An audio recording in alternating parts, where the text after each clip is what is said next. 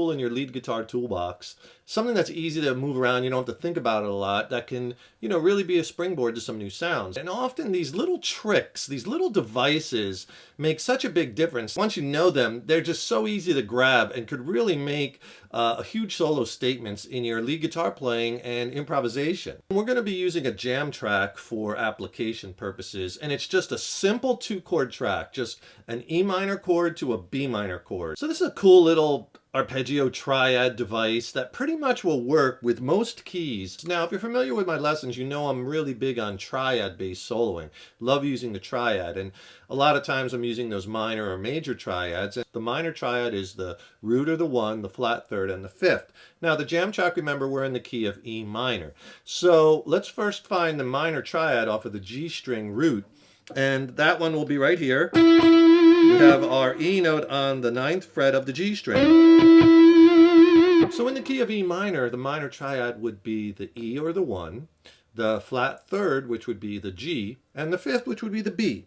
So if we find those 3 notes, there's our E, this is off our G string root, and this is movable. This is how we're going to kind of move this around. Off of the E note here on the G string at that 9th fret, then there's our G note on the 8th fret on the B string, and our B note is on the 7th fret of the high E string. And there's our E minor triad.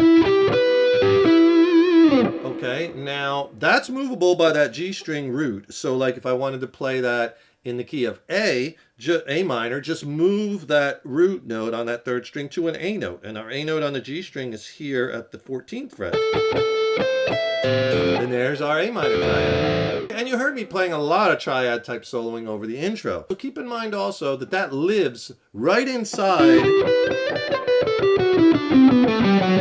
our E natural minor scale when we play it in the key of E minor. That scale off the 7th fret off the A string root.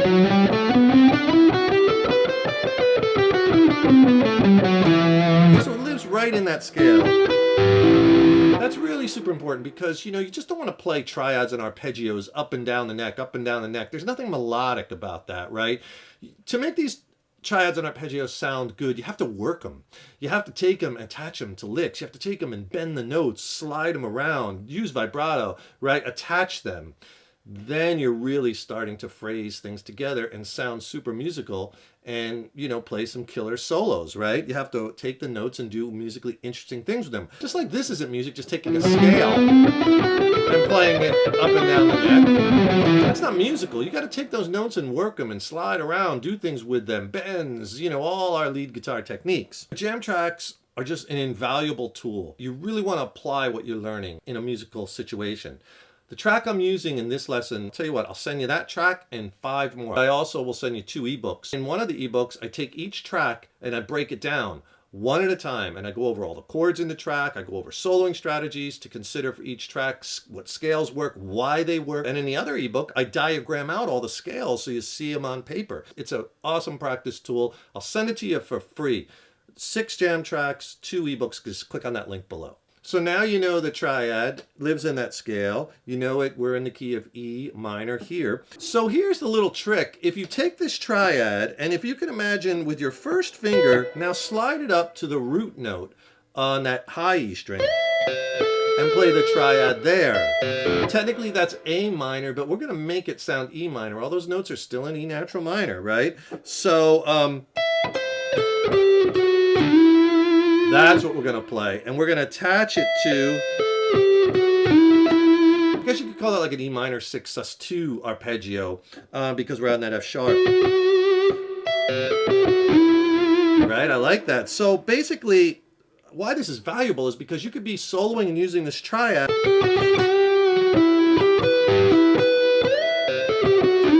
And then just move it right up, finding the root note in whatever key you're in. In this instance, E on the high E string. And we're making it work in E minor. And that'll work with any key pretty much for the most part, where you're playing the triad off of the G string root, but you find the next one on the high E string root, right? And you work it like that. Now, this, what I just played here, basically lives right inside this natural minor scale, E natural minor scale, off the low string 12th fret E note.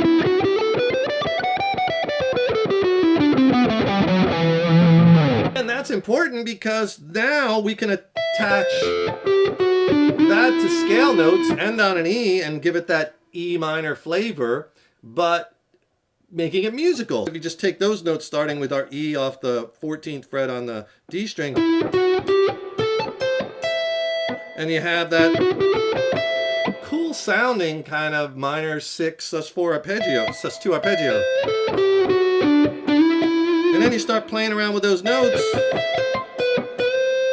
throwing some bends, pull-offs, and you have all kinds of licks, and you have this cool little device that you could use any key, anytime.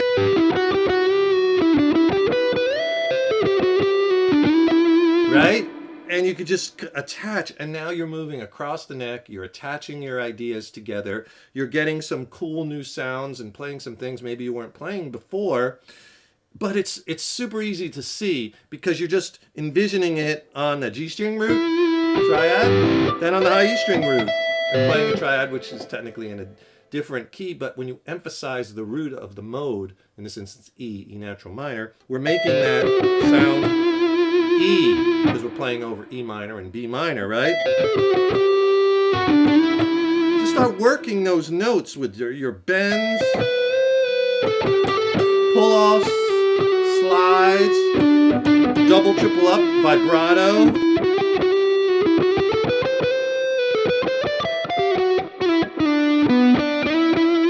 Right? Focusing and landing on those E notes, really driving that into the listener's ear. So have fun with that and experiment and use it over that jam track. Be sure to get that jam track and use it and listen for how those notes sound over the chords. And you might want to do the same thing, but move it to B minor over the B minor chord, right? So now you're playing over each chord independently for that real sophisticated sound.